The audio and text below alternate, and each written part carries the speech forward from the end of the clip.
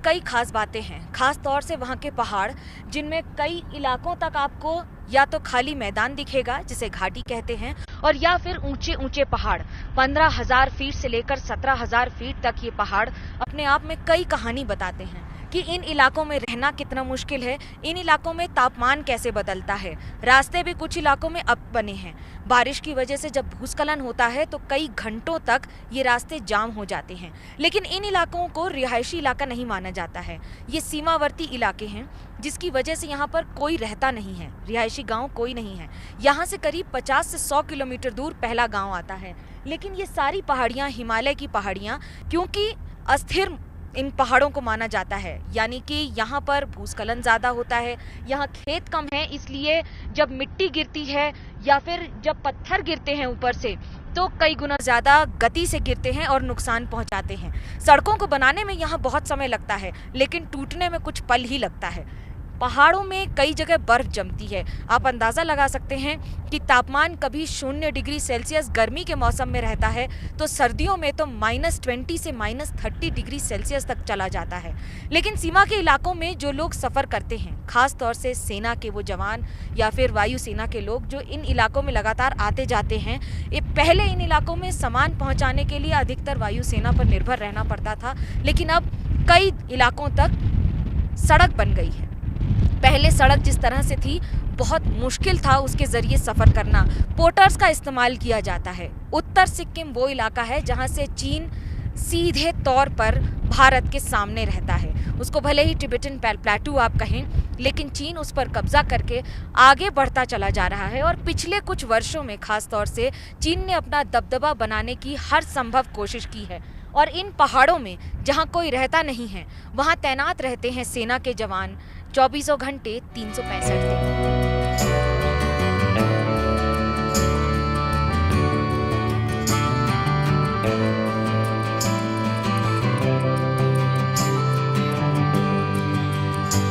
उत्तर सिक्किम में चीन से सटे इलाकों की एक खासियत है, अंतर्राष्ट्रीय सीमा से कुछ ही दूर पर इन इलाकों में पहाड़ हैं और ये पहाड़ 15,000 फीट से 17,000 फीट हैं।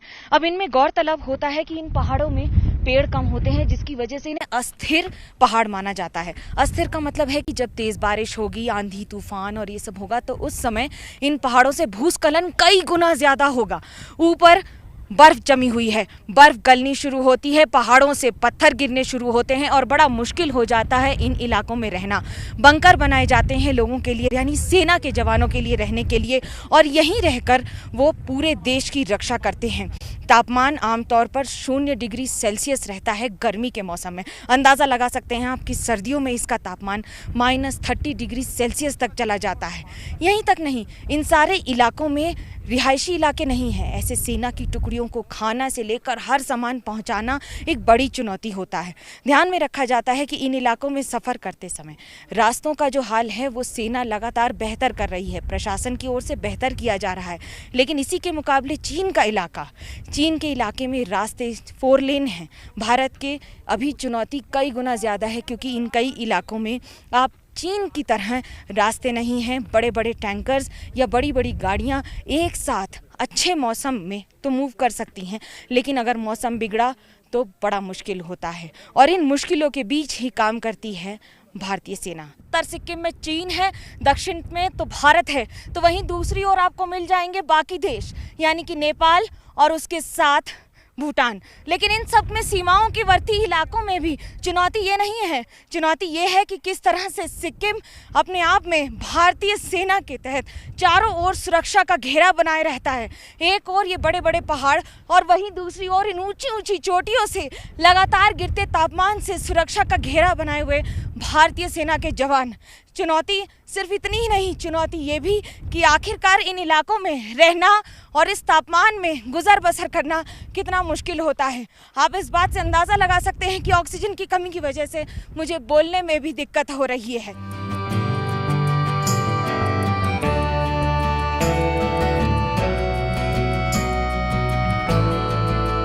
चीन की चालबाजी कोई नई बात नहीं है। बार बार चीन अपने इलाके में तिब्बत के जरिए जो रास्ते को इख्तियार करता है, उनमें 3 बातें बड़ी महत्वपूर्ण होती हैं। पहला, एक ऐसा चक्रव्यूह बनाना जिसके जरिए वो पूरे इलाके में अपने लिए सामंजस्य पैदा कर सके, क्योंकि तिब्बत में जो विरोध हो रहा है उसको अपने लिए समतल करना बड़ा महत्वपूर्ण है। ऐसे में चीन इन पहाड़ों के पीछे जो तिब्बत है उन रास्तों को अब अपने इलाके में बना रहा है, यानी कि 500 से ज्यादा गांव बना चुका है चीन, और इन गांव के जरिए आसपास के इलाकों में जमीन कब्जा कर रहा है। ये उसकी दूसरी साजिश है। जमीन कब्जा करने का कारण, क्योंकि जमीन के जरिए वो बार बार भारत पर प्रेशर बना सकेगा कि किस तरह से ये रास्ता इख्तियार करके वो भारत के रास्ते में घुसना चाहता है। एक बड़ी महत्वपूर्ण बात है कि सिक्किम में अब तक जिस तरह की घटनाएं हुई हैं उनमें अधिकतर समय पर चीन ने चुप्पी साधी है पिछले 4 दशकों से, लेकिन 2017 के डोकलाम के बाद से चीन ने अपनी उठापटक शुरू की है। उसका एक कारण है, उसका कारण यह है कि भारत को यहाँ पर ग्रेडियंट यानी कि पहाड़ का एडवांटेज है। 17,000 फीट से ज़्यादा ऊंचे इन पहाड़ों के ज़रिए वो चीन पर निगरानी रख सकता है, और यही वजह है कि चीन बार बार इन इलाकों में समस्या खड़ी करता है। दूसरी महत्वपूर्ण बात कि एक और ये चक्रव्यूह बनाना जिसके ज़रिए भारत को घेरने की कोशिश, क्योंकि इस इलाके में इंटरनेशनल बॉर्डर है।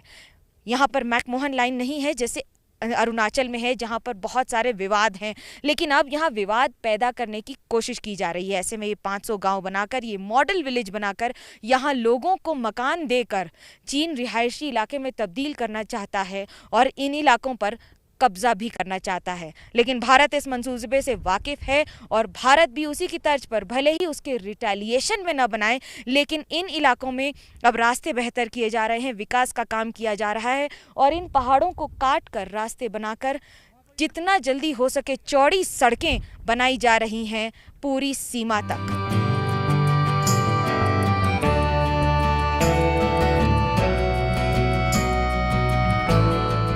सिक्किम भारत का एक ऐसा राज्य जिसमें 4 डिस्ट्रिक्ट हैं, लेकिन इस 4 डिस्ट्रिक्ट की खासियत है कि ये पूरा राज्य ही लैंडलॉक्ड है। लैंडलॉक्ड का मतलब है यहाँ आने के लिए आपको एक ही रास्ता इख्तियार करना पड़ेगा भारत से, वो है सिलीगुड़ी कॉरिडोर का। सिलीगुड़ी कॉरिडोर जिसे चिकन नेक इलाका भी कहा जाता है, जो भारत के लिए बहुत महत्वपूर्ण है। इस इलाके की लंबाई करीब 60 किलोमीटर है, लेकिन चारों ओर घिरा हुआ है 5 देशों से, एक और भूटान, एक और नेपाल, एक और चीन, एक और बांग्लादेश और 5वीं ओर भारत। अब इन 5 देशों से मिली हुई सीमाओं के जरिए सिक्किम में आने का रास्ता एक ही है, वो है दक्षिण के जरिए। बाकी चारों ओर सिक्किम में विभिन्न देश हैं। एक और आपको ये ध्यान रखना होगा कि सिक्किम में आने जाने के लिए गतिविधियों पर रोक तो है ही, लेकिन चुनौतियां भी उतनी हैं, क्योंकि सिक्किम की आबादी सिर्फ 6 लाख है, यानी कि यहाँ पर मात्र 100 लोग रहते हैं 1 स्क्वायर किलोमीटर इलाके में, जो कि भारत में सबसे कम में गिना जाता है। ऑर्गेनिक स्टेट है, उसके साथ चुनौतियाँ ये हैं कि यहाँ पर सेना की मुस्तैदी कई गुना ज़्यादा है। एक और नेपाल है, फ्रेंडली नेशन माना जाता है, भूटान है, फ्रेंडली नेशन माना जाता है, बांग्लादेश है जो सिलीगुड़ी कॉरिडोर की तरफ है, तो वहीं सबसे महत्वपूर्ण है चीन। और चीन अपनी चालबाजी से बाज नहीं आता है। यही वो इलाका है उत्तर सिक्किम का जहां पर पिछले कुछ दिनों में चीन ने गांव बनाने शुरू किए हैं। 500 से ज़्यादा गांव बना चुका है, लेकिन भारत भी उसकी मुस्तैदी से जवाब देने की तैयारी में है।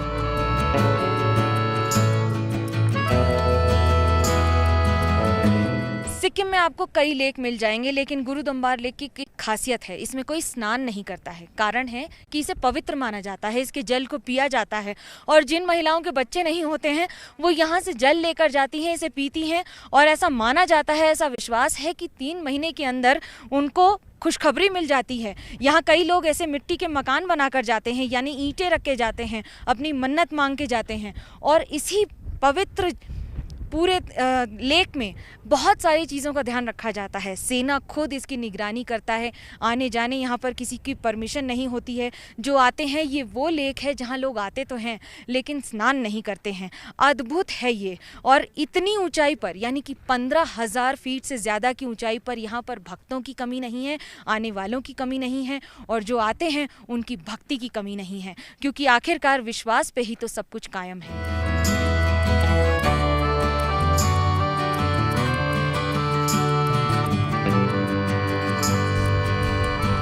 ऑक्सीजन का लेवल गिर चुका है मेरा, कई बार चेकअप हो चुका है। मैं इस समय हूँ 17,000 फीट की ऊंचाई पर।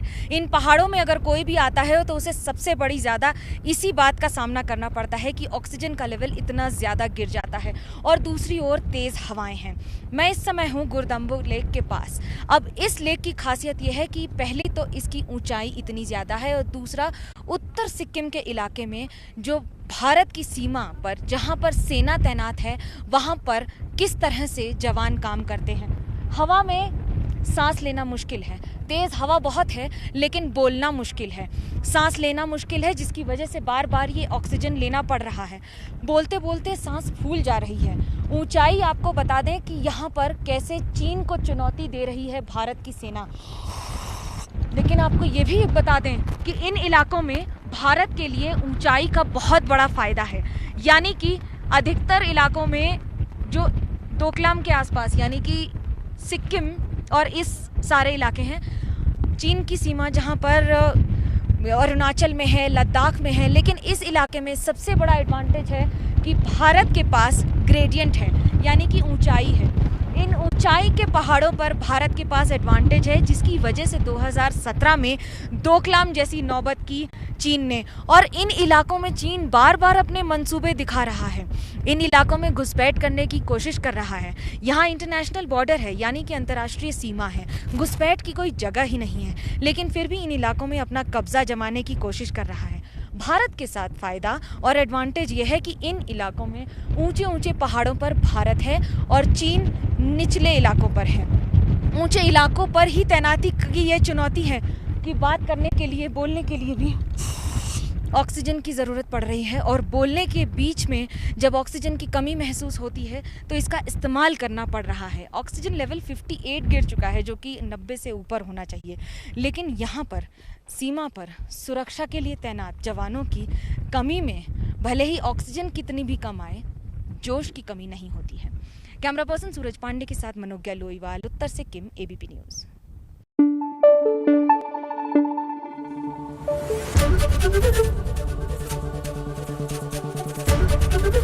एबीपी न्यूज़ आपको रखे आगे।